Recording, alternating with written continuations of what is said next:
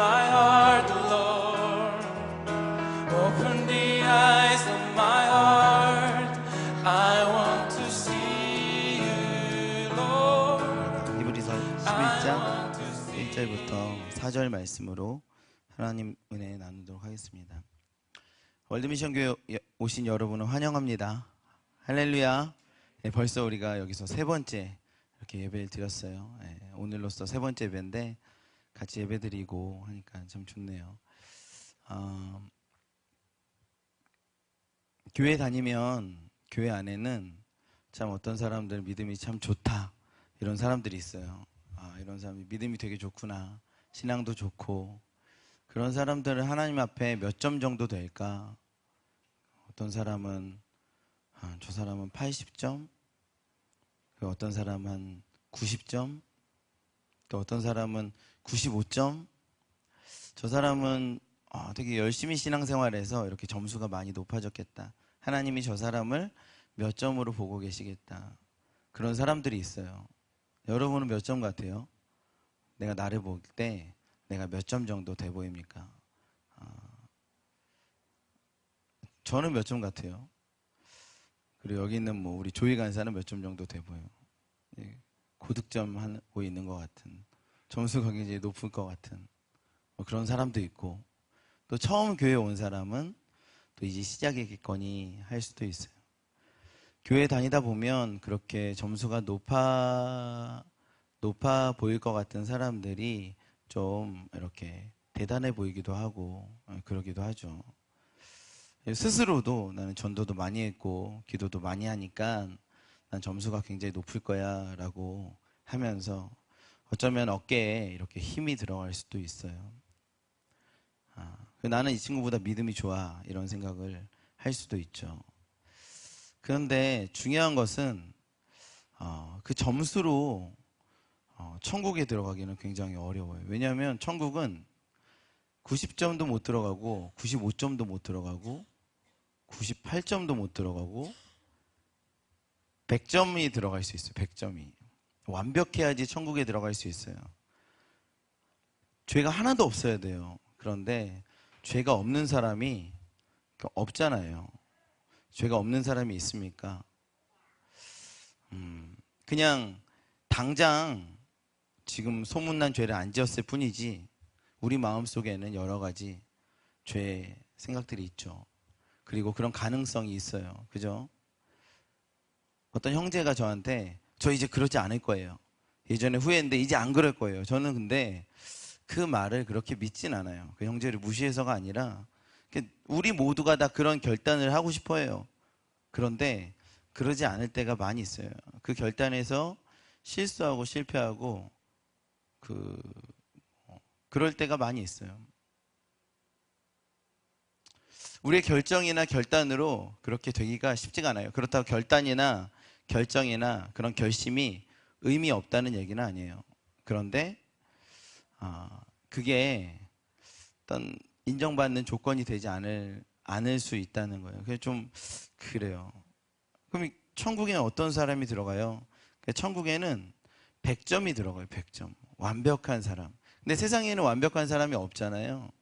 그래서 예수님께서 이 땅 가운데 오셔서 우리 가운데 예수님의 점수를 주셨어요. 예수님은 하나님 앞에 완벽하다고 일컬음을 받으셨어요. 그래서 예수님의 점수를 주셨어요. 우리 모두가 다 예수 점수가 됐어요. 하나님 보시기에 100점이다. 어쩌면 가장 불의한 일이죠.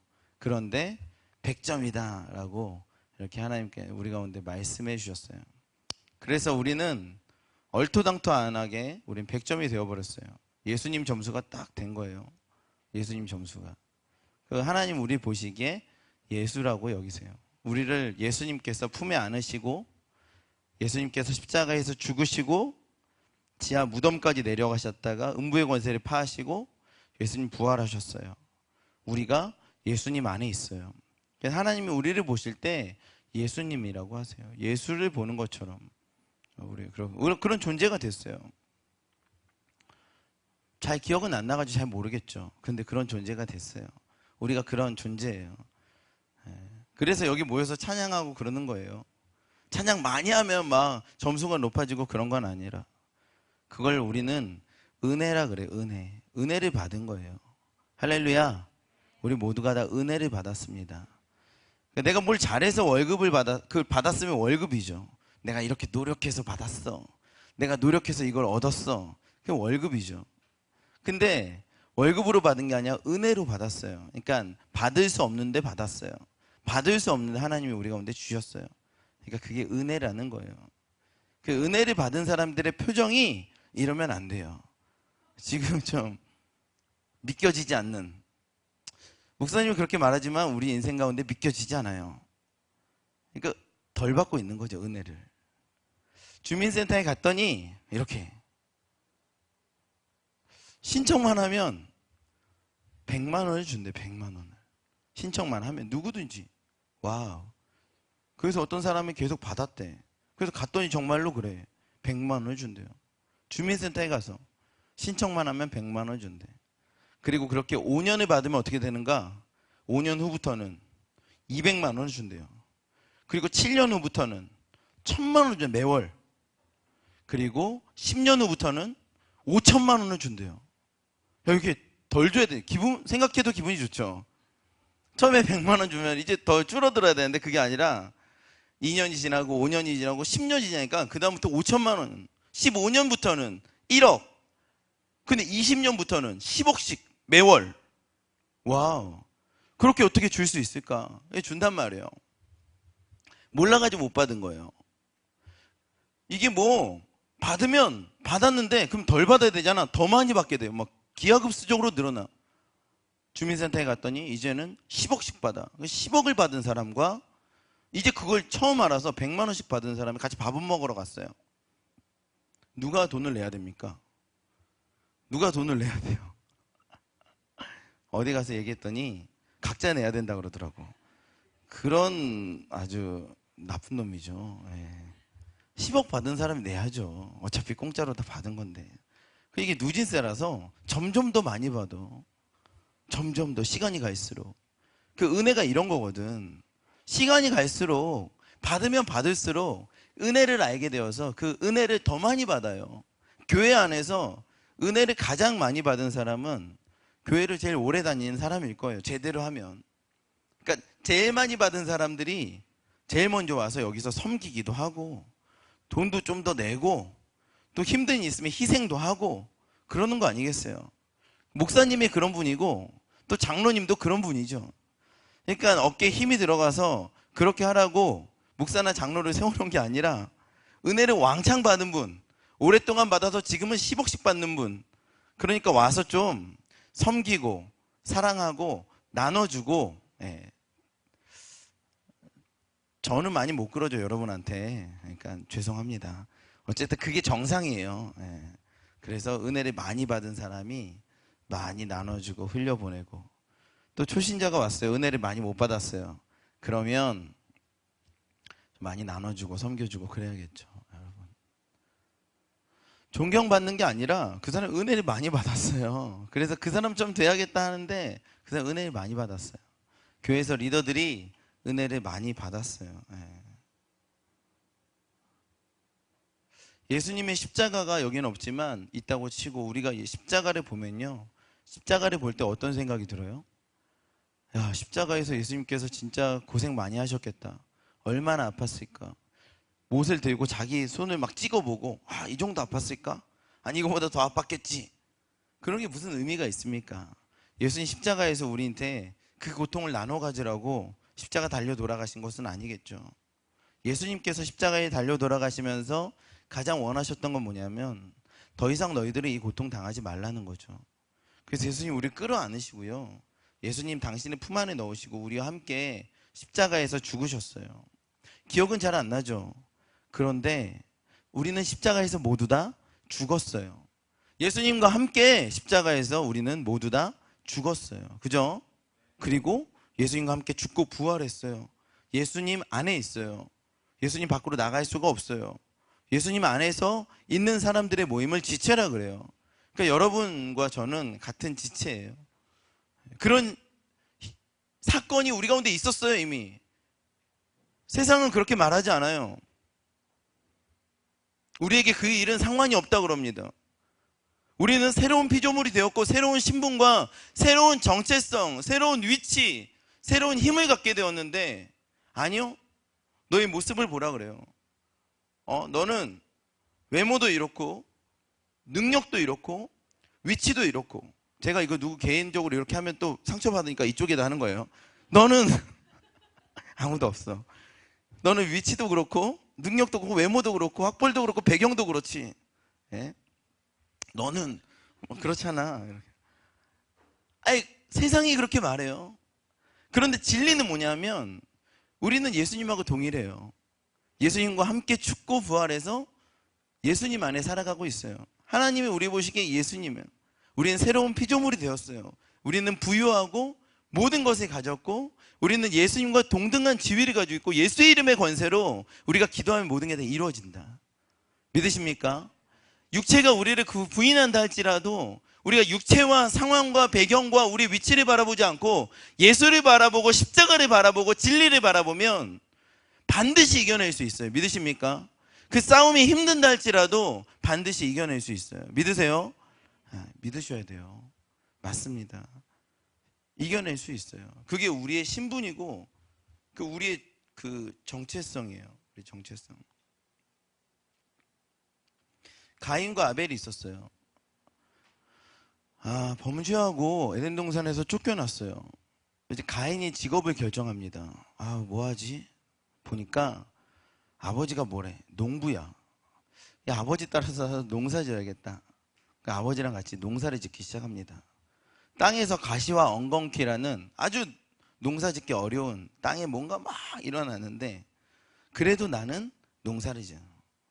농사에 성공했어요. 땅에서 많은 경작물 열매들이 나타납니다. 그러고 나서 이제 땅을 더 많이 갖게 됐어요. 돈이 더 많아졌고 땅을 더 많이 갖게 됐어요. 그리고 더 많이. 그래서 많은 땅을 소유하게 되는 대부호가 되었어요. 가인이 그랬어요. 그렇게 됐어요. 점점. 아벨도 있었어요. 아벨도 직업을 결정해야 됩니다. 아벨은 뭐랄까? 나도 같이 농사 지을까? 근데 아벨한테 하나 어렸을 때부터 풀리지 않는 뭔가가 있었어요. 뭐냐면 아버지와의 사건이에요. 아버지가 어느 날 집에 아주 소중하게 이렇게 문갑이 있는데 거기 안에다가 뭘 넣어놨어요.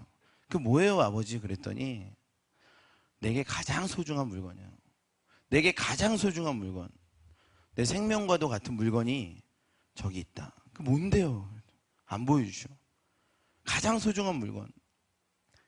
나이가 지나서 계속 물어보고 보고 싶다고 했더니 아버지가 드디어 어느 날 보여주셨어요. 보여주셨는데 문을 열어보니까 거기 뭐가 있냐면 옷이 하나 있어요. 가죽옷. 아버지가 무슨 가죽옷이에요? 그랬더니 이거 하나님이 나한테 주신 거야. 그 예전에 아담이 범죄했을 때 나무 옷으로 얽히저얽히 대충 입었는데 하나님이 그 옷을 다 벗기시고 짐승을 죽여서 가죽옷을 이렇게 입혀주셨어. 그 가죽옷을 내가 지금도 가지고 있다. 이게 하나님이 직접 만들어주신 이 가죽옷을 버리거나 상하게 할 수 없어서 내가 가지고 있고 계속 가지고 있어. 그 얼마나 소중했을까 그 가죽옷이? 그러죠? 여러분 그 가죽옷이 굉장히 소중했겠죠. 그래서 아담은 그것을 가지고 있었어요. 근데 이 가죽옷이 무슨 의미예요? 아담 잘 모르겠다. 잘 모르겠어요 아담이. 이게 무슨 의미인지는 잘 모르겠는데 하나님이 에덴 동산에서 나를 쫓아내면서 급하게 만들어주신 게 바로 가죽옷이에요. 무슨 의미가 있는 것 같은데 이 의미를 잘 모르겠어요. 아벨이 얘기합니다. 이 가죽옷의 의미를 내가 한번 발견해 보겠다. 이 가죽옷의 의미를 내가 찾아보겠다. 그리고 이 가죽옷을 만들려면 어떻게 해야 됩니까? 양을 쳐야 돼요. 그래서 나는 농사를 짓는 것도 좋죠. 땅을 더 많이 가질 수 있고 대부호가 될 수 있고요. 더 많은 사람을 거느릴 수 있는데 아벨은 그 직업을 결정하지 않았어요. 그리고 양을 치기 시작합니다. 양을 치면서 그 양의 목표는요. 그때 제사가 아니었어요. 먹는 것도 아니었어요. 그냥 아벨의 목표는 제가 보기에는 가죽옷을 만드는 것이었어요. 왜냐하면 이것이 굉장히 의미가 있거든. 하나님께서 에덴 동산에서 아담과 하와를 쫓아내면서 하나 하신 게 있는데 그게 바로 가죽 옷을 만들어 주신 거예요. 아담의 입장에서 그게 무슨 의미인지 잘 모릅니다. 잘 몰라요. 그런데 뭔가 특별한 의미가 있어요. 그래서 이 가죽 옷을 만드는 일에 내 삶 한번 들여봐야겠다. 이거 뭐 이렇게 결정했다기보다는 가죽 옷을 만들고 또 만들고 또 만들고 가죽 옷을 만들기 위해서 양들을 키우고 뭐 그렇게 하면서 이것이 돈이 되는지, 이게 내 생계 유지에 어떻게 되는지, 또 나의 미래를 어떻게 보장해 주는지, 그런 건 지금 중요한 문제가 아니라 가죽 옷을 만들어야 된다. 이게 어떤 의미가 있을까? 우리 안에 수치가 있었단 말이에요. 그 수치를 나뭇가지 몇 개로 얼기설기 했는데 하나님이 그걸 벗겨버리고 짐승을 죽여서 가죽 옷을 만들어 주셨어요. 아벨이 똑같이 해봤어요. 그때 하나님의 마음이 어땠을까 하면서, 그러면서 자기가 키웠던 짐승을 죽이고 가죽을 벗겨서 옷을 만들어서 자기가 입어봤어요. 튼튼하죠. 자신 안에 있는 수치를 가리기에는 충분해요. 다시 한번 또 죽여서 또 가죽 옷을 만들어 봤어요. 또 튼튼해요. 근데 중요한 건 뭐냐면 이 수치를 가리기 위해서 계속 동물들을 죽여야 됩니다. 내가 키웠던 양들을 죽여야 돼요. 내 스스로, 내 손으로 죽여야 돼요. 마음이 어땠겠어요? 마음이 아팠겠죠. 너무나 고통스러웠겠죠. 자기가 키우던 양을 자기가 손으로 잘라서 죽여서 그 가죽을 벗겨서 자기가 입는다. 그게 어떤 마음이 들었겠어요? 이때 어떤 기분이 들었겠어요? 하나님이 느끼신 기분이 이런 걸까? 생각하면서 하나님이 숨겨놓은 비밀이 이것이었을까? 라고 생각하면서 그는 양을 치고 양을 먹이고 그 양을 잡아서 가죽 옷을 만들어서 입어봅니다. 사람들이 이상하다 생각했어요. 쟤 뭐 하는 거야? 너 왜 돈 벌지 않고 생계를 유지하지 않고 미래를 준비하지 않고 뭐 하는 거야? 아니, 나는 하나님이 마지막에 하신 그 일에 대한 비밀을 발견하고 싶어. 그런 헛된 짓을 하지 마. 그게 뭔데? 가죽 옷의 비밀. 가죽 옷은 그냥 입는 거야. 입으면 되지. 입어. 그러고 나서 너도 일해. 그러고 나서 너도 뭐 해. 그냥 옷은 의미 없어. 비밀도 없어. 그냥 입는 거야. 아니야. 뭔가 있는 것 같아. 거기에 뭔가가 있는 것 같아. 근데 아니야. 아무 의미 없어. 그냥 입어. 평범하게 지내. 아니야. 뭐가 있을 거야. 가죽 옷에 뭐가 있어. 내가 해봤어. 동물들을 죽여서 그 옷을 입어봤어. 근데 마음이 아파. 고통스러워. 그런데 안 입을 수 없어. 그래서 여기에 뭔가가 있는 것 같아. 하나님 마음이 있는 것 같아 라고 하면서 그렇게 했어요. 어느 날 이제 제사를 지낼 때가 됐습니다. 성경에 보니까 바로 제사를 지내지 않아요. 세월이 지난 후에라고 말하고 있어요. 창세기에서. 그게 뭐냐 하면은 바로 제사를 지낼 생각이 없었는데 그 아담과 하와 이후에 가인과 아벨이요 생활을 하는데 육체로는 견뎌낼 수가 없어요. 하나님과의 만남이 필요해요. 그 마음 안에 공허함이 있어요. 여러분, 세상의 돈이나 명예나 권력이나 세상의 가치들의 쾌락이 우리 영혼육으로 되어 있는 사람에게 만족을 줄 수가 없어요. 공허함으로 다가올 수밖에 없어요. 그래서 가인과 아벨이 그냥 한번 지내보려고 했어요. 근데 도저히 하나님을 만나지 않고는 그 공허함을 견딜 수가 없어요. 그래서 하나님을 만나기로 결정했습니다. 가인이 제사를 지내요. 근데 가인이 어떻게 지내냐면 자기의 가장 소중한 소산을 가지고 제사를 지냈어요. 근데 그 가인의 인생 안에는 하나님을 향한 갈망이 없었어요. 고민이 없었어요. 형식밖에 없었어요. 자신의 인생의 만족밖에 없었어요. 부와 명예와 권력과 수많은 사람들이 자기의 말에 따르는 그 권력들, 부와 명예와 그런 것들이 가인에게 채워져 있었어요. 가인은 어떤 그런 것이 없죠. 하나님께서 가인과 가인의 재물을 받지 않으셨어요. 근데 아벨과 아벨의 재물은 받으셨어요. 왜냐하면 아벨은 정말 수년 동안 고민했어요. 그리고 그 인생 평생 동안 하나님의 마음을 알려고 몸부림쳤어요. 그리고 그 결과로 얻어낸 게 바로 그 어린 양을 잡아서 이거구나. 하나님의 마음이 이거였구나. 하나님의 계획이 이거였구나. 어린 양을 잡아서 우리의 수치를 덮으시는 하나님의 마음이 바로 이거구나 라고 하면서 이 답을 찾아낸 거예요. 누구도 어린 양을 잡아서 제사 지내라고 가르쳐 준 건 아니에요. 아벨이 발견해냈어요. 그 인생의 죄에 대한 문제와 영혼에 대한 문제에 대해서 고민하면서 발견해냈어요. 여러분 만약 우리 인생 가운데 내 죄에 대한 문제와 영혼에 대한 문제와 내 인생에 대한 문제와 하나님 관계에 대한 문제, 거기에 대해서 우리가 몸부림치지 않는다면 우리는요, 썩어질 것들만 생각할 거예요. 눈에 보이는 것들이에요. 없어질 것들, 입는 것들, 먹는 것들, 즐기는 것, 누리는 거, 그렇게만 생각하잖아요. 하나님 만날 수가 없어요. 그렇게 우리가 인생을 살아가면 어떤 철학도 없고 사상도 없고 고민도 없고 아픔도 없고 눈물도 없고, 그렇게는요 하나님 만날 수가 없어요. 이 자리에 앉아있지만 우리가 우리 안에 있는 죄의 문제와 우리 인간의 문제와 악한 문제, 여러분 지금 그 문제를 우리가 주님을 만날 수가 없어요. 지금 졸고 있는 사람들이 있어요. 이래서는 주님 만날 수가 없어요. 큰일이야 아주. 에어컨 좀 빵빵하게 틀어줘야지.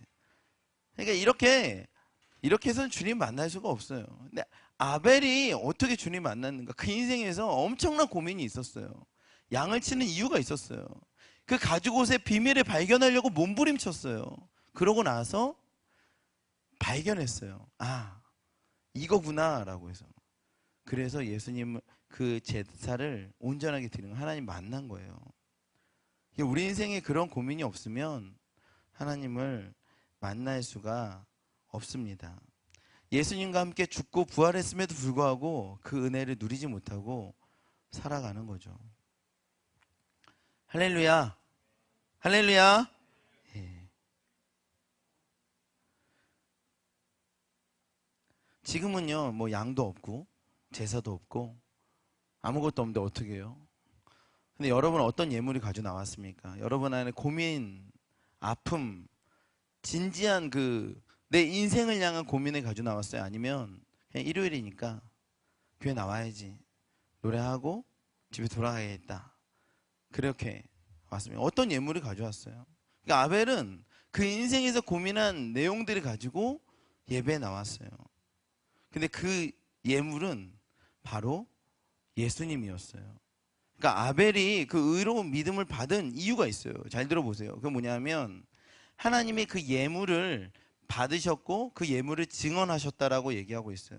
예물을 증언하셨다. 우리 한번 본문을 다시 한번 읽어볼까요? 중요한 건데 잘 보세요. 4절에 보니까 믿음으로 아벨은 가인보다 더 나은 제사를 하나님께 드림으로 의로운 자라 하시는 증거를 얻었으니 하나님이 그 예물에 대하여 증언하셨다. 그러니까 그 증거가 뭐겠어요? 그 증거는 바로 하나님의 증언이에요. 그냥 누가 증언해도 힘이 있는데 말씀으로 천지 만물을 만드신 하나님의 말씀이 증거가 된 거예요. 하나님의 증언하셨기 때문에 그게 아벨에게는 증거가 되었어요. 우와, 이거다라는 그 증언을 받은 거죠. 하나님의 증언이었어요. 하나님의 증언이 뭐냐면 그 어린 양이 너를 자유케 할 거다. 그 어린 양이 자유케 할 거라는 컨펌이었어요. 그 증언이 있었기 때문에 아벨은 이제 의롭다라고 할 수 있었죠. 이게 되게 중요한 문제예요. 하나님의 증언이 있었기 때문에 아벨은 나는 의롭다는 믿음을 얻게 된 거예요. 하나님의 증언이 있습니까? 하나님이 증언하셨어요. 네가 바친 그 어린 양의 예물을 받아들이며 그것을 통해서 너는 의로워졌다라고 증언하셨어요. 그러나 그 어린 양은 지금은 없어요. 그 제사도 없어요. 그런데 그것은 상징일 뿐이에요. 그 상징의 실체이자 본체인 예수님이 우리 가운데 계세요. 하나님 우리 가운데 뭐라고 하시냐면 예수님을 통한 예배라면 의로워진다는 거예요. 예수님을 통한 예배라면 너희는 의로워진다라고 지금도 하나님은 증언하고 계세요. 예수님을 통한 제사라면 의로워질 수 있는 예배라고 증언하고 계세요. 오늘 예배 가운데 예수님을 사모하며 예수님을 사랑하며 예수님을 기대하며 예수님과 함께 왔습니까? 예수 외에는 다른 어떤 방법이 없어요. 하나님은 오직 예수님만 의롭다라고 증언하세요. 예배 가운데 예수님이 계시면, 그 예수님이 예물로 계시면 이 예수님은 의롭다라고 하시고 예배는 온전하다고 하시며 우리 모두는 의롭다고 하시는 거죠. 그러니까 지금 아벨에게는요, 하나님이 그 어린 양이 예물로 인정된다라고 증언하셨고 이를 통해서 너는 의롭다라고 말씀하셨는데 이 예배 안에서 우리는 그 어린 양이 있냐고요. 우리 인생에 그렇게 고민하면서 우리 죄의 문제와 영혼의 문제와 우리 존재의 문제에 대해서 아파하며 어린 양을 찾으려고 몸부림친 적이 있습니까? 하나님께서 마지막으로 하셨던 가죽옷을 입혀주신 그 사건이 어떤 의미인지 가인은 상관없어요. 세상 사람들도 상관없어요. 그게 무슨 의미인지 뭐가 중요해? 지금 잘 먹고 잘 살면 되는 거지. 아벨은요, 다 풀어지지 않은 그 시대에 하나의 문제제기를 한 거예요. 그 가죽옷을 왜 입히셨을까? 라고 생각하면서 그 비밀을 발견하려고 몸부림치며 가다 보니까 제사의 방법을 발견하는 거죠. 누구도 이렇게 제사 지내라고 하지 않았고 아벨이 만들어냈어요. 성경을 잘 읽어보세요. 그가 발견해낸 일이에요. 가죽옷의 비밀을 발견하기 위해서. 우리가 우리의 능력으로 한번 우리를 얼기설기 나뭇가지로 우리의 인격이나 우리 윤리나 우리 노력이나 우리 학벌이나 우리의 언변이나 우리의 예의나 우리의 매너나 이런 걸로 나는 의로운 척, 그게 바로 나뭇가지 옷이라. 근데 그것은 언제는지 뭐 젖어서 벗겨지기 마련이라. 하나님께서 우리 가운데 그 동물의 옷으로 입혀주시는데 예수님의 옷으로 우리 입혀주시는 거예요. 할렐루야. 그렇다면 우리는 어떻게 해야 돼요? 좀 남았어요. 아직 많이 남았어요. 양을 치고 있어야 돼요. 이게 되게 중요한 문제예요. 양을 치고 있습니까? 양을 치다 오셨어요? 아벨은요, 그 답을 찾기 위해서 몸부림치며 양을 쳤어요. 그 양을 치고 있냐고요. 여러분, 양을 치고 계세요? 아니면 농사를 짓고 계세요? 자신의 만족과 자신의 인생을 위해 세상 사람을 동일하게 농사 짓고 계세요? 여러분이 공부하는 일과 여러분이 육아를 하는 일과 여러분이 학교를 다니는 일, 모든 일들이 농사예요, 양을 치는 거예요. 동일한 일이지만 어떤 사람은 농사 짓고 있고요, 어떤 사람은 양을 치고 있어요. 어떤 사람은 죄의 문제와 영혼의 문제에 대해서 고민하며 양을 치고 있고요, 어떤 사람은 농사만 짓고 있어요. 자기를 위해서 이기적으로 편협함으로 자기의 인생만 생각하면서 자아만 실현하기 위해서 몸부림치고 있어요. 이 자리에 왔을 때도 어떤 사람은 영혼과 죄와 하나님의 마음의 문제에 대해서 아파하며 고민하고 있을 수 있고, 어떤 사람은 내 인생의 만족을 위해서, 내 인생의 채워짐을 위해서, 내 인생의 보장을 위해서 좀 이 자리에 있을지도 모르겠어요. 양을 치고 있습니까? 아벨은 양을 치다 그걸 발견했어요. 양을 먹이고 양을 죽이고 가죽을 벗겨서 자기 옷을 입어보고 그러면서 어떤 기분인가, 어떤 마음인가, 양을 치고 있어요. 여러분, 양을 친다는 게 뭔가 생각해 봤어요. 첫 번째는요, 기도하는 거예요. 기도하는 거. 기도하지 않고는 양을 칠 수가 없어요. 양을 친다는 것은 양과 호흡하는 것이었는데 예수님과 호흡하는 것이었어요. 여러분, 기도는 예수님과 호흡하는 거예요. 내가 개인적으로 기도하지 않고 양을 치는 생활을 할 수 있다? 절대 그럴 수가 없어요. 여러분, 기도하십니까? 기도하세요? 예수님께서 이렇게 기도하라고 가르쳐 주셨어요. 너희는 내가 또 너희에게 이르노니 구하라, 그러면 너희에게 주실 것이요, 찾으라, 그러면 찾아낼 것이요, 문을 두드리라, 그러면 너희에게 열릴 것이니 구하는 이마다 받을 것이요, 찾는 이에게 찾아낼 것이요, 두드리는 이에게 열릴 것이냐. 그러면은 여기 얼마나 좋습니까? 구하면 주신대요. 찾으면 찾는데, 달라 그러면 주신답니다. 문을 두드리면 열린답니다. 근데도 우리는 그거 하지 않아요. 왜냐? 안 믿으니까. 필요한 것들을 구한 적이 있습니까? 그렇게 기도합니까? 기도에 그런 권세가 있는데 그렇게 기도 잘 하지 않아요. 저도 기도하기가 싫어요. 그래서 하나님께 말했어요. 뭐라 그랬냐면, 그냥 제가 구할게요. 지금부터 다 주세요. 열어놓으세요. 그냥 안 두드리게 열어놓으세요. 다. 내 인생을 활짝 열어놓으세요. 다 주세요. 그리고 다 꺼내놓으세요. 찾지 않도록. 제가 아니, 어차피 다 주신다면서. 구하면 주신다며, 찾으면 찾는다며, 두드리면 열린다며. 그럼 열어놓으세요. 아니, 어떤 조건도 있는 것도 아니고 무조건 두드리면 열린다. 그럼 열어놓으세요. 하나님께 기도했어요. 다 주세요. 많이 주세요. 다 주세요. 하나님이 뭐라고 그러시냐면, 다 주면 어떡해? 대화 안 할 거잖아. 기도 안 할 거잖아. 나는 너랑 안 주고 주고 그 문제가 아니라 내가 이 얘기를 하는 건 내가 너랑 대화하고 싶다는. 하나님 우리랑 대화하고 싶어 하세요. 하나님 우리랑 얘기하고 싶어 하세요. 부모가 자식과 대화하기 원하는 것처럼 대화하기 원하세요. 부모는 자식과 대화를 원하는 거예요. 그러니까 그 마음이 어떤지, 뭐가 필요한지 함께 하기를 원하는 거예요. 그러니까 대화하기 원하세요.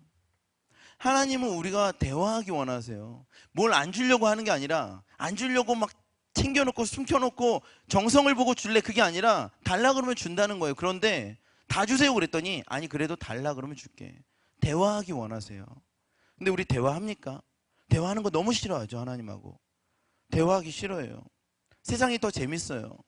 어둠의 권세들은 많은 덫들을 갖다 놓고 이게 더 행복하고 이게 더 멋지고 이게 더 대단하다 그래요. 하나님 우리랑 대화하려고 성경에 이렇게까지 말씀해 놓으셨어요. 네가 달라 그러면 다 준다고. 근데 우리 대화를 안 해요.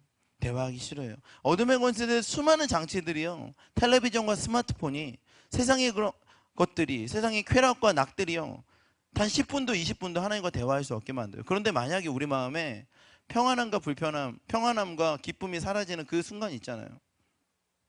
왠지 마음이 무겁고 어려울 때, 그때 있잖아요. 잠깐 모든 걸 다 멈추고 핸드폰까지 끄고 그리고 불을 꺼두고 잠깐 기도한다면 우리 마음에 다시 평안이 회복되는 걸 느낄 수 있어요. 잠깐 기도한다면 하나님의 임재가 다시 회복되면서 내가 고민하고 걱정했던 것들이 사라지는 것을 느낄 수 있어요. 내가 문제라고 생각하고 막막하고 답답하면 이거 어떻게 하지 하던 것들이 이제 문제가 더 이상 아닌 것처럼 느껴지는 그 순간이 있어요. 저는 그것을 그냥 제가 지금 설교니까 얘기하는 게 아니라 우리 인생에 100% 그런 일들이 계속 일어나요. 바로 어제도 제게도 그런 일이 있었어요. 그저께도 제게 그런 일들이 있었어요. 오늘 아침에도 제게 그런 일들이 있었어요. 어둠의 권세는 틈나는 대로 제게 악한 것들을 갖다 줘요. 근데 그 악한 것들을 계속 생각하고 사랑하고 묵상하고 내 것이냐. 근데 우리가 기도하면 어둠의 권세들이 무너지고 악한 것들이 사라지며 하나님 나라가 회복되며 문제와 상황은 달라지지 않았지만 우리 마음과 심령이 달라지는 걸 느낄 수 있어요. 그게 바로 양을 치는 것이에요. 그게 기도하는 것이에요. 그렇게 양을 치는 아벨이 그렇게 온전하게 제사 드린 거예요. 예배 드리러 왔죠. 예수로 예배 드리러 왔죠. 찬양하러 왔죠. 기도하러 왔죠. 여기 왔죠. 그런데 여기서 다 해결되는 문제가 아니에요. 우리 삶의 일상에서 월화 수목 금토 동안 양을 치다 왔어요. 농사 짓다 왔어요. 양을 치다 왔어야 됩니다. 우리 인간의 문제, 죄의 문제, 영혼의 문제, 우리 영혼의 문제에 아파하며 몸부림치며 하나님하고 대화하며 예수님만 붙잡고 이 자리에 나왔어야 돼요. 그러지 않으면 예배도 의미가 없어져. 가인의 예배가 될 수밖에 없어요. 오늘 돌아가서 집에 가서 한번 물어봅시다. 우리가 한번 돌아봅시다. 오늘 가인의 예배를 드렸는가? 아벨의 예배를 드렸는가? 오늘 예배를 주님께서 기쁘게 받으셨는가? 아니면 나 혼자 그냥 예배 형식, 예배 놀이를 하고 왔는가? 한번 돌아봅시다. 우리가 첫 번째는 기도해야 돼요. 양을 치는 거예요. 양을 치는 현장에서 이 예배에 오시기를 예수님을 축원합니다. 두 번째는요, 말씀 보는 거예요. 말씀 없이는 예수님과 접촉할 수가 없어요. 아벨은 양을 치면서 양을 보면서 양을 경험하면서 뭘 경험했게요? 어린 양의 성품을 경험했어요. 와, 이렇게 내가 죽이는데 피하지도 않고 그냥 도살장에 끌려가는 어린 양이 신음소리 하나 내지 않고 저항 한 번 하지 않고 그냥 죽어가는 것처럼 그냥. 근데 예수님이 그러신다는 거예요. 예수님이. 그러니까 예수님이 경험하는 거예요. 여러분, 말씀을 통해서 예수님이 경험할 수 있어요. 우리 인생의 방법을 찾지 못할 때 말씀을 찾습니까? 말씀을 먹고, 말씀을 외우고, 말씀을 통독하고, 말씀을 묵상하고, 이 말씀 없는 삶에서 절대로 양치는 인생을 살아갈 수가 없어요. 제가 지난주에 월요일 날 우리 형제의 숙소를 얻으려고 기도하다가 저쪽에 인천에 이렇게 좀 알아봤어요. 제가 인천에 이사 가요 내일. 그래서 인천 쪽으로 쭉 알아봤는데 집이 뭐 이런 방 2개, 투룸에 뭐 이런 집들이 있어요. 그래서 우리 형제들이 여기서 살면서 공동생활하면서 기도하고 예배하고 그러면서 훈련하게 너무 좋겠다, 그런 집들이 좀 있었어요. 근데 혹시나 서울 안에도 그런 지역이 있을까 싶어가지고 서울도 좀 알아보라고 했는데 서울에도 좀 괜찮은 데가 많이 있어요. 가격이 좀 비슷해요. 그래가지고 제가 서울로 갈까 인천으로 갈까, 우리 동네로 갈까 아니면 좀 멀리 떨어진 데로 갈까 이렇게 좀 회의를 했어요. 근데 의견이 모아지지가 않아요. 저는 뭐 상관없어요. 뭐든지. 근데 우리 간사들 생각도 다 달라요. 하나님께서 어떻게 생각하시나 그게 궁금했어요. 우리가 근데 약간 모이고 싶어해. 이쪽에 같이 모여서 살고 싶다. 저는 사실 의외였어요. 같이 이렇게 모여서 사는 거 불편할 줄 알았는데 그래도 같이 이렇게 이 지역에 모여서 살고 싶대. 근데 그게 우리 마음대로 될 수가 없어요. 하나님이 이렇게 흩으시는데 또 모여서 살다가 낭패를 볼 수 있어요. 그러니까 우리 기분에, 우리 정서에 우리가 원하는 바 이렇게 살겠다. 그렇게 살 수는 없고, 뭐 그렇게 하다가 큰일 난다. 우리 혹시 연민이나 우리 안정감 안에서 막 이렇게 하려고 몸부림치는 거 아니야? 야, 이러면 안 돼, 우리. 이렇게 얘기했어요. 근데 만약에 또 하나 하나님께서 모여 살라 그러는데 분리되고 싶어가지고 서로 관여하기 싫어서 서로 관계하기 싫어가지고 그냥 분리되고 싶다 이거죠.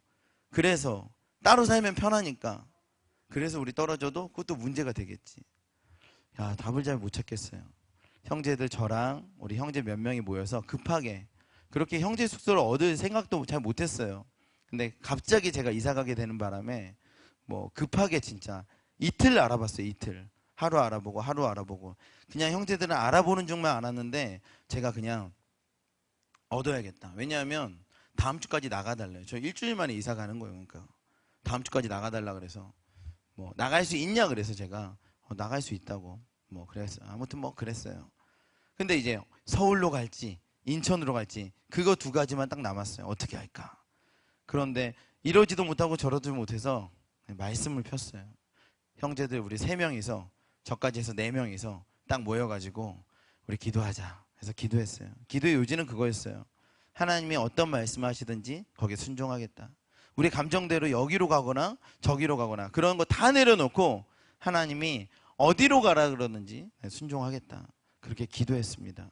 그러고 나서 이제 말씀을 봐야 되잖아요. 근데 뭐 제가 이렇게 말씀 어디 봅시다 이러면 또 뭐 내 의지가 들어갔네. 그런데 또 이렇게 막 제비뽑기를 하는 것은 성령님 오신 이후에 제비뽑기는 거의 사라졌어요. 제비뽑기보다는 심령 안에 성령의 그 감동 안에서 그것들을 동의해서 이렇게 따라가는 게 제일 성경적이에요. 그래서 제가 우리 어떤 형제님한테 물어봤어요. 어디 성경 보고 싶냐 그랬더니 자기는 요한계시록 보고 싶다 그러더라고. 불길했어요. 요한계시록 갑자기 주님의 뜻을 알아보는데 요한계시록에는 몇 장 보고 싶어? 옆 사람한테 물어봤더니 13장을 보고 싶대요. 요한계시록 13장이 제일 무시무시한 그 짐승의 수 666이라 이런 내용인데 15절에 그가 권세를 받아 그 짐승의 우상에게 생기를 주어 그 짐승의 우상에게 말하게 하고 또 짐승의 우상에게 경배하지 아니하는 자는 멸지든지 다 죽이게 하더라. 그러니까 모든 자, 곧 작은 자나 큰 자나 부자나 가난한 자나 자유인이나 종들에게 그 오른손에나 이마에 표를 받게 하고 누구든지 이 표를 가진 자 외에는 매매를 못하게 하니 이 표는 곧 짐승의 이름이나 그 이름의 수라. 지혜가 여기 있으니 총명한 자는 짐승의 수를 세어보라. 사람의 수니 그의 수는 666이니라. 마지막 때가 되면 누구든지 오른손에 표를 가지고 있거나 이마에 표를 가지고 있는데 이 이마의 표나 오른손의 표로 장사를 할 수 있고 매매를 할 수 있어요. 현대 학자들이 이 문서를 보면요, 이게 정말 2000년 전에 쓰여진 문서가 맞냐라고 충격을 받아요. 왜냐하면 그 당시에 화폐조차도 잘 통용되지 않는 시대에, 로마 화폐나 겨우 있던 시대에 표를 가지고 매매를 할 수 있다, 이런 아이디어를 상상할 수 없는 거예요. 표를 가지고 매매할 수 있다는 상상을 할 수도 없는 2000년 전에, 지금도 잘 못하는데 그 현실화되고 있어요, 사실. 그러니까 마지막 때에 대해서 기술하면서 표로 매매를 한다. 근데 그걸 2000년 전에 썼다. 어떻게 썼지? 그러니까 100년 전에도 잘 몰랐던 사건이에요. 근데 이 마지막 때 그렇게 되고 있어요.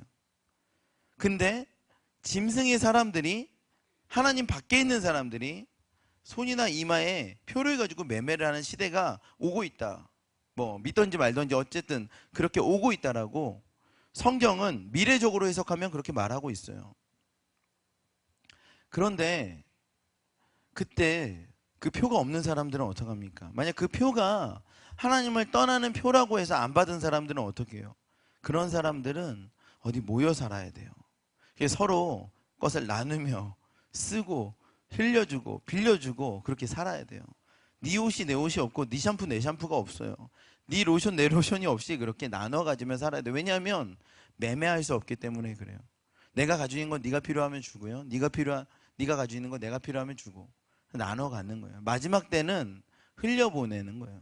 서로 나누는 거예요. 그런데 그게 마지막 때만 일어날 일인가? 그렇지는 않아요. 만약에 지금도 매매의 습성으로 살아간다면 우리는 하나님 안에 살지 않을 거예요. 성령이 오시면 우리 모두가 우리 물건들을 통용하며 그들이 없는 것이 마음이 아파서 내가 2개 가지고 있으면 하나 나누는 거예요.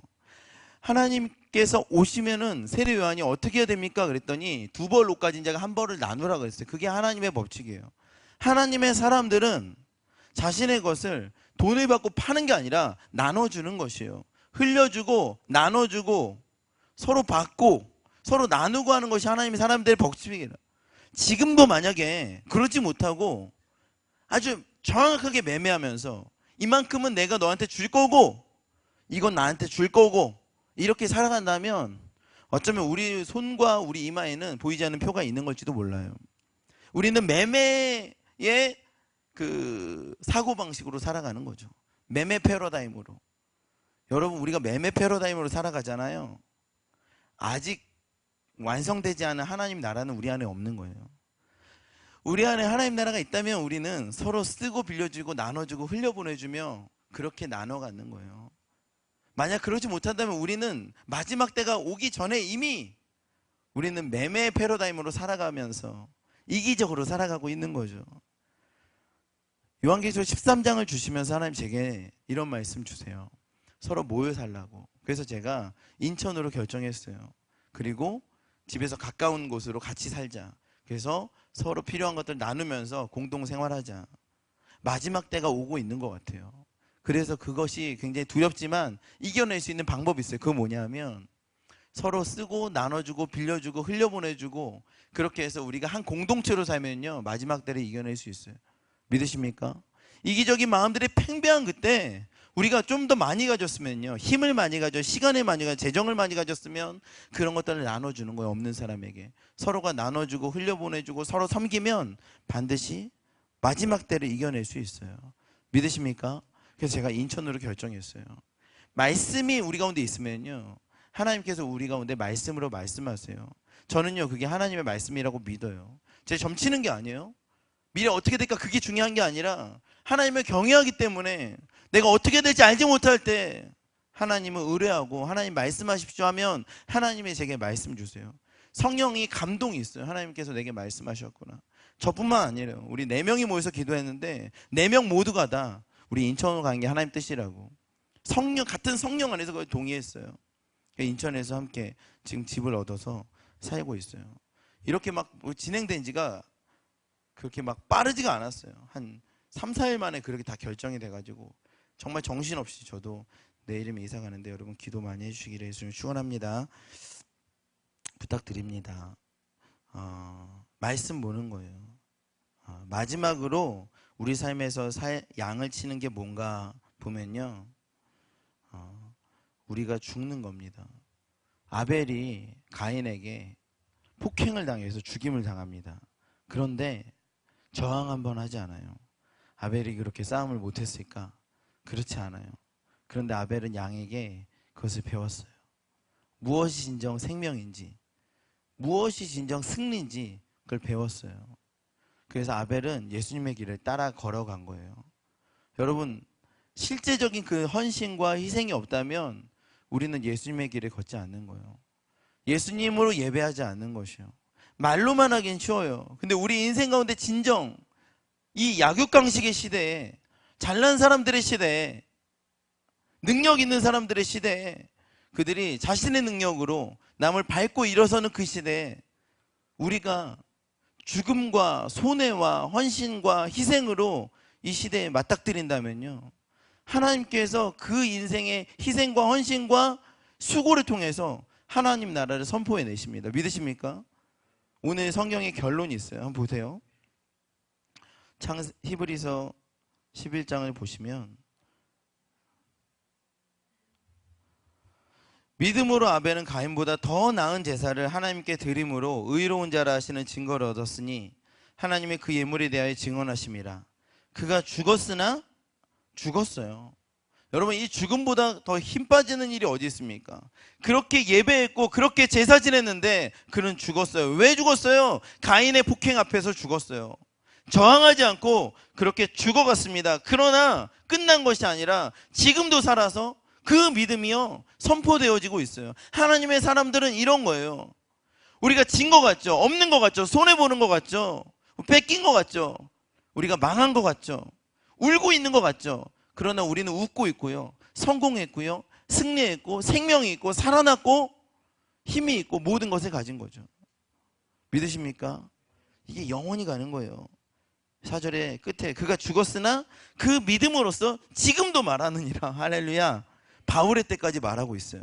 아벨이요 살아서 지금도 그 메시지가 전해지고 있어요. 예수님 영원하세요. 아벨이 예수님을 소유한 제사를 지냈기 때문에 그 생명이 영원한 거예요. 여러분, 영원한 걸 선택하겠어요? 아니면은 일시적인 걸 선택하겠어요? 영원한 걸 선택하기는 여러분이 얘기를 예수님을 축원합니다. 우리 이렇게 예배했으면 좋겠어요. 예수님만 생각하며 예배했으면 좋겠어요. 그러나 이 예배에서 끝나는 것도 아니고 예배에서 시작되는 것도 아니에요. 그 예배는 우리 인생 가운데 우리의 삶의 월, 화, 수, 목, 금, 토 거기서 계속되는 거죠. 우리가 그때 양을 치는 삶을 살았으면 좋겠어요. 우리 영혼에 대해서 고민하면 어떻게 하면 예수님이 계시는 예배를 드릴 수 있을까 고민한다면 우리는 그런 예배를 발견할 수 있을 줄 믿습니다. 다 같이 한번 일어나서 이 찬양했으면 좋겠어요.